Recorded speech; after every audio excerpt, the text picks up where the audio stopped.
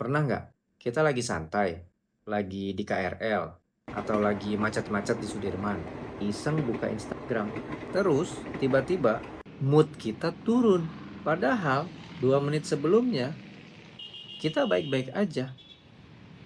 Cuma karena lihat temen naik jabatan, temen beli mobil, temen liburan, dan langsung kepikiran, kok hidup gua gini-gini aja ya? Padahal dia upload cuma 15 detik, tapi kita bandingin sama hidup kita yang 15 tahun. Coba jujur, berapa kali kita bandingin gaji, karir, bandingin pencapaian, bandingin hidup kita, dan anehnya kita selalu bandingin ke yang lebih tinggi. Nggak pernah kita bandingin ke yang lebih bawah. Jarang kan kita lihat orang yang lebih di bawah, terus kita bilang, wah, hidup gua keren juga ya. Kenapa? Karena otak kita memang didesain seperti itu. Secara psikologi, ini disebut social comparison, di mana otak manusia selalu membandingkan untuk menentukan posisi. Dulu ini penting untuk survival, tapi sekarang dipakai buat bandingin siapa yang lebih cepat beli iPhone. Masalahnya, otak kita nggak tahu mana yang realita dan mana yang highlight. Dia cuma tahu bahwa, oh, dia itu lebih baik dari gue. Sekarang, kita masuk ke yang lebih dalam. Kenapa perbandingan ini terasa sakit? Karena di bawah sadar, kita sudah punya standar kita sendiri. Sehingga, setiap kali kita lihat orang lebih dari kita selalu merasa kurang.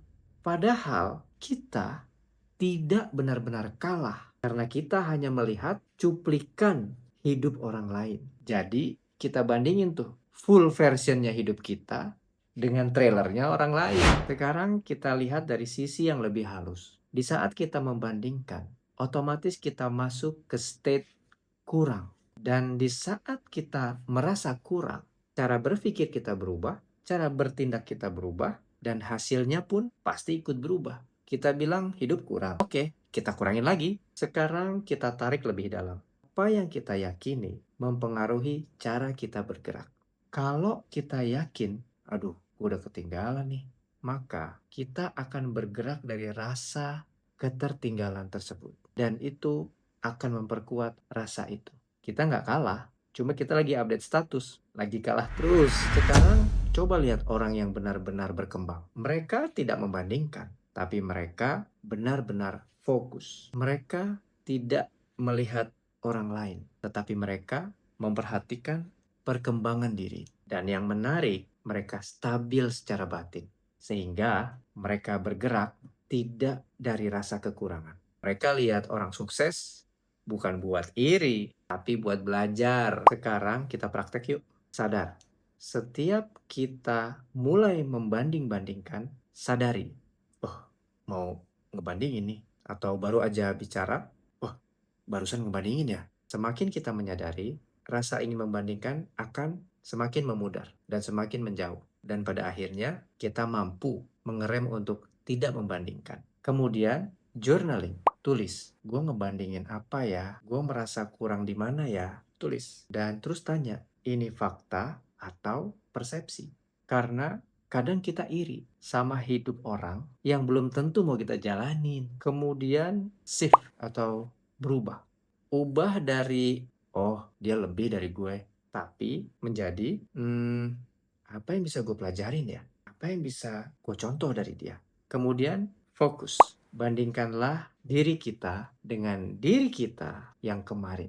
Jadi selama kita terus membandingkan, kita akan terus merasa kurang. Karena akan selalu ada yang lebih dari kita. Dan saat kita berhenti membandingkan, kita mulai melihat diri kita sendiri. Dan dari situ, hidup kita mulai berubah. Karena pada akhirnya, yang penting bukan siapa yang lebih cepat menang, tetapi siapa yang selalu bergerak, melakukan perubahan dalam hidup. Kalau kamu pernah ngerasain ini, tulis di kolom komentar, gue pernah. Dan kalau kamu mau belajar mengendalikan diri, mengendalikan batin, menggunakan energi dalam diri untuk kesuksesan hidup, subscribe. Salam sukses, saya Coach Romi, Energy and Vibration Enthusiast, the founder of the Viral Method.